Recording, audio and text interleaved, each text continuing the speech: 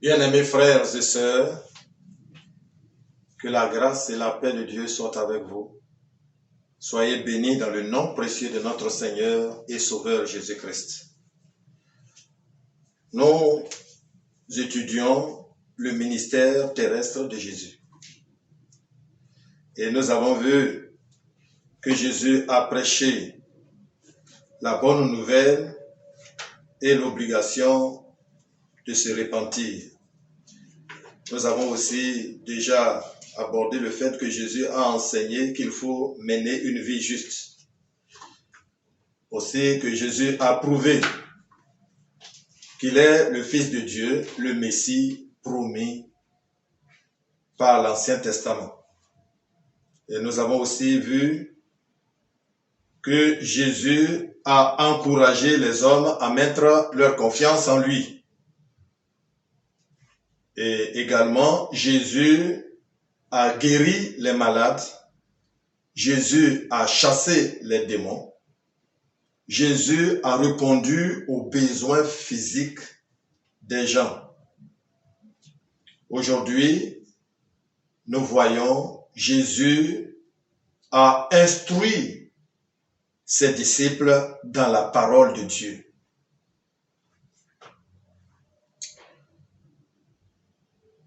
Dans Luc 24, 44 à 45, il leur dit: c'est là ce que je vous disais quand j'étais encore avec vous, qu'il fallait que tout ce qui est écrit de moi dans la loi de Moïse, les prophètes, les psaumes, s'accomplissent.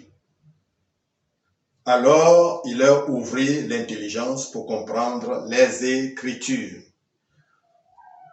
Par là, nous disons que Jésus-Christ, qui est la parole vivante de Dieu, a instruit ses disciples, a formé tous ses disciples dans les livres de l'Ancien Testament. La Bible est la parole écrite de Dieu, qui a la même nature que la parole vivante, Jésus-Christ. Donc, il a formé ses disciples dans la parole de Dieu. Dans Actes 4, verset 13, lorsqu'ils virent l'assurance de Pierre et de Jean, ils furent étonnés, sachant que c'étaient des hommes du peuple, sans instruction, et ils les reconnaissaient pour avoir été avec Jésus. Donc, les chefs religieux de leur époque étaient étonnés que les disciples de Jésus-Christ connaissaient parfaitement la parole de Dieu, les Écritures, alors qu'ils n'avaient pas étudié dans les écoles rabbiniques. Mais ils les connaissaient pour avoir été avec Jésus, pour avoir été formés par Jésus-Christ. Donc Jésus a bel et bien formé ses disciples dans la parole de Dieu. Matthieu 28, verset 20 dit: allez, faites de toutes les nations des disciples et enseignez-leur à observer tout ce que je vous ai prescrit. Et voici, je suis avec vous tous les jours jusqu'à la fin du monde. Amen. Jésus a donné aussi l'ordre à tous les leaders religieux, aux disciples, que les chrétiens soient instruits dans la parole de Dieu. Donc, tout chrétien a le devoir de connaître la parole de Dieu. C'est très important. Notre relation avec le Seigneur, qui maintenant se trouve au ciel, se fait par la parole de Dieu.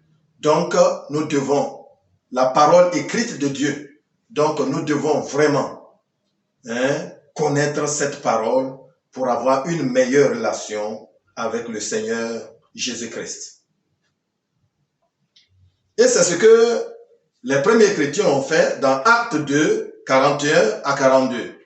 Ceux qui acceptèrent sa parole furent baptisés et en ce jour-là, le nombre des disciples augmenta d'environ 3000 personnes. Ils persévéraient dans l'enseignement des apôtres, dans la réunion commune, dans les réunions communes, dans la fraction du pain et dans les prières. Donc les premiers chrétiens ont trouvé le besoin d'être instruits dans les Écritures. Ainsi, ils ont persévéré dans l'enseignement de leurs leaders, les apôtres. Cela nous donne de voir l'importance de la parole de Dieu. La parole de Dieu est un guide pour la vie du chrétien. Elle est la règle de conduite de la vie du chrétien. Psaume 119, verset 105 dit « Ta parole est une lampe à mes pieds et une lumière sur mon sentier. » Alors, lorsque tu marches dans la parole de Dieu, selon la parole de Dieu, alors tu t'éloignes du péché, tu t'éloignes de tous les obstacles, les tentations du diable. Tu peux tout dévoiler. La parole de Dieu dévoile toutes ces choses. Donc, elle donne la direction générale pour notre vie et nous montre le chemin chaque jour. La parole de Dieu nous console et nous encourage lorsque nous traversons des difficultés. Romains 15, verset 4 dit, Romains 15, 4. Or, tout ce qui a été écrit d'avance l'a été pour notre instruction, afin que par la patience et par la consolation que donnent les Écritures, nous possédons l'espérance. Tout a été écrit pour nous consoler lorsque nous traversons des situations difficiles et pour nous encourager à ne pas baisser les bras et à avancer. Le chrétien traverse souvent des périodes difficiles, mais toutes ces choses, c'est pour notre encouragement et nous aider aussi à encourager ceux qui sont dans les difficultés. La parole de Dieu est la vérité absolue ou la vérité finale. Jean 17, verset 17 dit, « Sanctifie-les par ta parole, car ta parole est la vérité. » Donc la parole de Dieu est la règle de conduite qui nous permet de connaître ce qui est juste et vrai.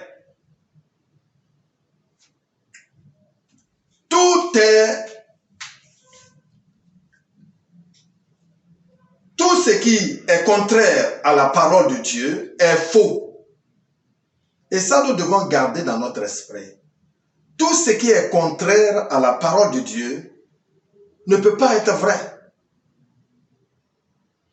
Alors, l'exemple des chrétiens de Bérée nous enseigne beaucoup. Dans Acte 17, verset 11, dit « Les Juifs de Bérée avaient des sentiments plus nobles que ceux de Thessalonique, car ils reçurent la parole avec beaucoup d'empressement, et ils examinaient chaque jour les Écritures pour savoir si ce qu'on leur disait était exact. » Paul a félicité les chrétiens, ou bien les disciples de Bérée,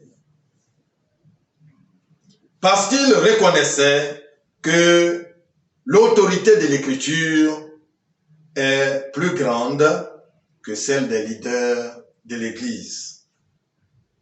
Aujourd'hui, nous avons beaucoup d'enseignements sur les médias. Chaque leader, chaque pasteur a sa manière de prêcher ou d'enseigner les Écritures, d'expliquer les Écritures ou d'interpréter les Écritures. Il appartient aux chrétiens d'examiner les Écritures pour savoir si les paroles de ces leaders sont vraies.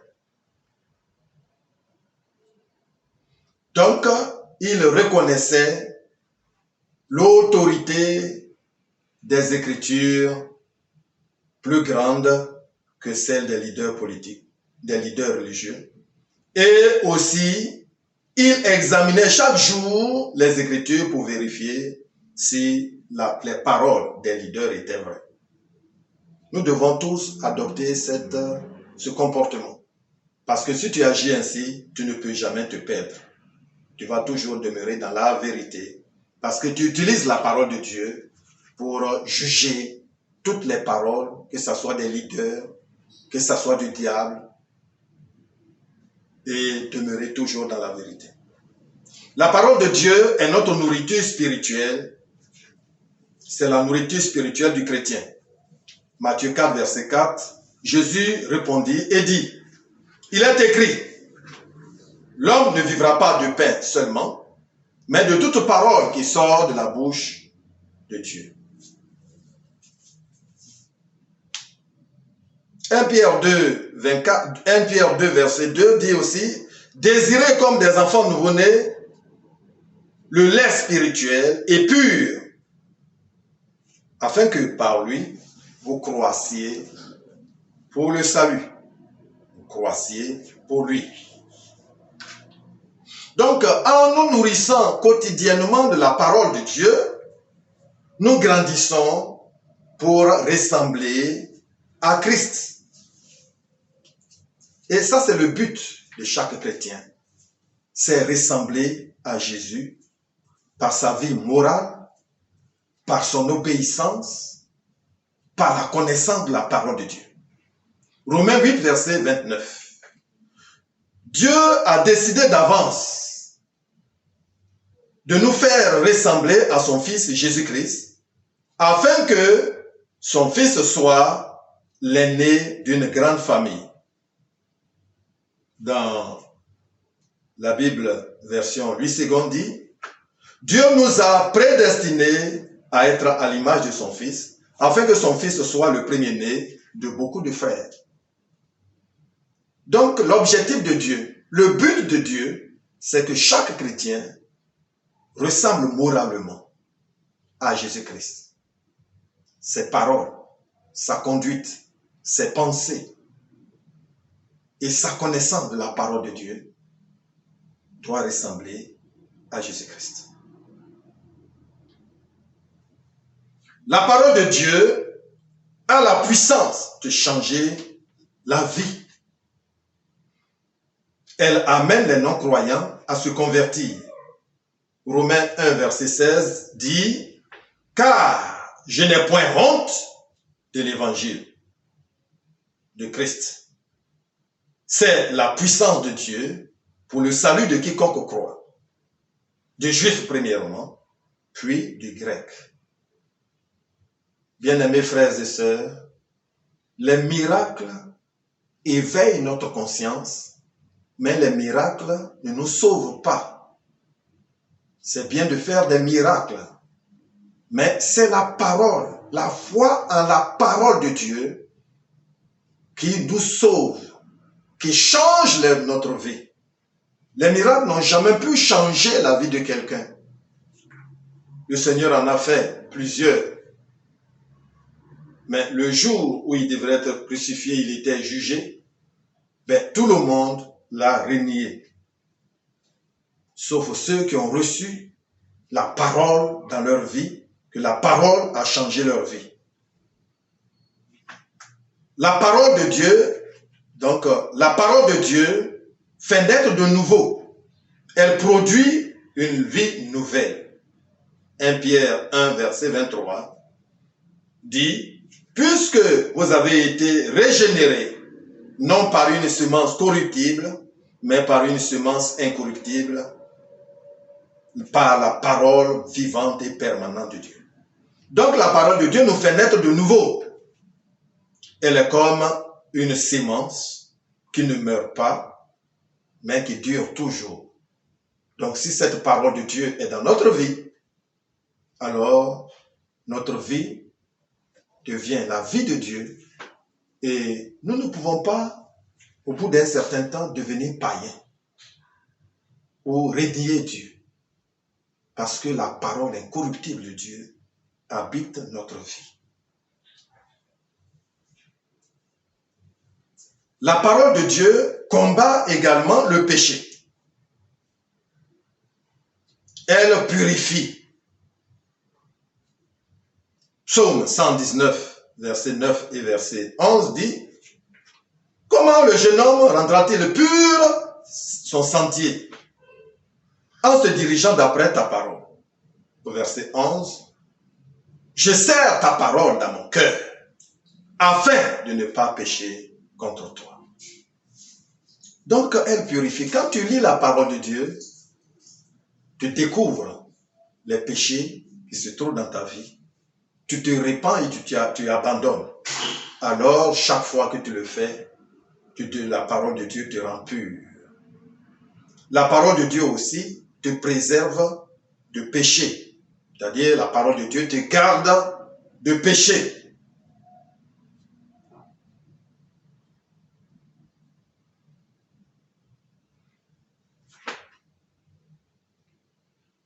La parole de Dieu est une arme efficace pour vaincre les tentations du Satan. Éphésiens 6, verset 17 dit: prenez aussi le casque du salut et l'épée de l'esprit qui est la parole de Dieu. C'est avec la parole de Dieu qu'on combat Satan. C'est avec la parole de Dieu qu'on combat les démons.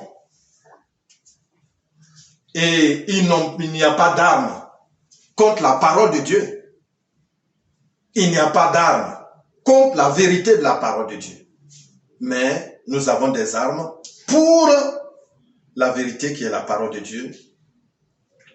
2 Corinthiens 10, verset 4 dit: car les armes avec lesquelles nous combattons ne sont pas charnelles, ça veut dire ne sont pas humaines, ce n'est pas les fusils et ainsi de suite, mais elles sont puissantes par la vertu de Dieu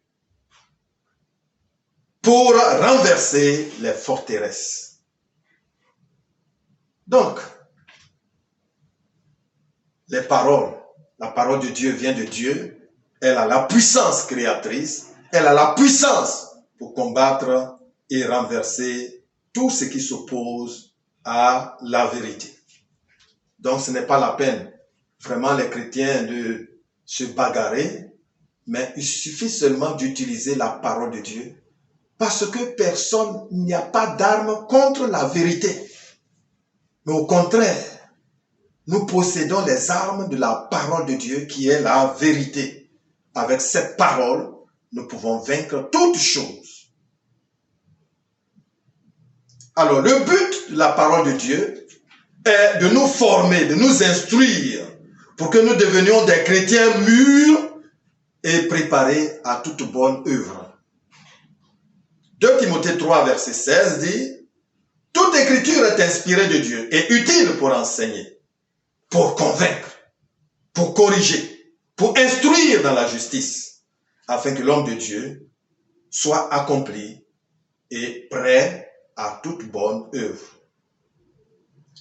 Donc la parole de Dieu nous enseigne ce que nous devons croire et ce que nous ne devons pas croire, ce que nous ne devons pas faire et ce que nous devons faire. Donc notre foi et notre conduite doivent être fondées sur la parole de Dieu. Et voilà pourquoi le Seigneur Jésus-Christ enseigne, instruit les enfants de Dieu dans la parole de Dieu. En conclusion, la Bible, qui est la parole de Dieu, est le seul livre qui contient, ou qui a la puissance de changer la vie de façon permanente. Par elle, le chrétien devient mûr comme Christ pour accomplir les œuvres que Dieu a préparées d'avance pour qu'il les réalise. Frères et sœurs, il est très important de mettre la parole de Dieu devant toute chose dans notre vie parce qu'elle est l'autorité souveraine.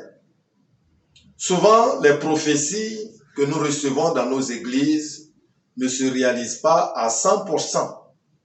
C'est vrai que ce sont aussi des inspirations venant de Dieu, mais fondons notre vie sur la parole de Dieu. Comme le Seigneur Jésus-Christ dit que celui qui écoute la parole et le met en pratique est comme une personne qui a bâti sa maison sur le rocher, sur le roc. La tempête, le vent, la pluie peuvent se jeter contre elle, mais ce bâtiment tiendra toujours debout. Donc, belles frères et sœurs, beaucoup vacillent, beaucoup vont à l'église et après abandonnent. C'est dû au fait que ces personnes n'ont pas fondé leur vie sur la parole de Dieu. Je vous conseille vraiment de vous instruire dans la parole de Dieu et de garder cette parole dans votre vie. Le Seigneur n'a pas besoin que nous allons dans les instituts bibliques pour être instruits de la parole de Dieu. Mais à la maison, faisons comme les chrétiens de Béret, qui examinent toutes choses par la parole de Dieu. Que le Seigneur Dieu vous bénisse et qu'il vous accorde sa faveur. Amen. Père éternel, le moment est venu pour que tous tes enfants soient formés dans la parole de Dieu. Parce qu'il y a plusieurs vents de doctrine de nos jours et dans les derniers temps où nous sommes, il y a des gens, des faux docteurs qui poussent les chrétiens à abandonner la vraie voie, le vrai chemin, parce qu'ils prêchent l'erreur. Oui, avec ta parole et avec tes conseils, nous pouvons résister à toutes ces choses et marcher toujours dans la vie chrétienne. Je te remercie de ce que, Père, tu illumines toujours notre esprit. Pour celui qui écoute la parole, celui qui éclaire et lit la parole, Seigneur éternel, ton esprit nous interprète ta parole, nous enseigne ta parole, afin que nous devenions mûrs, solides et inébranlables dans la foi. Je te remercie. Bénis tes enfants, au nom de Jésus-Christ. Amen.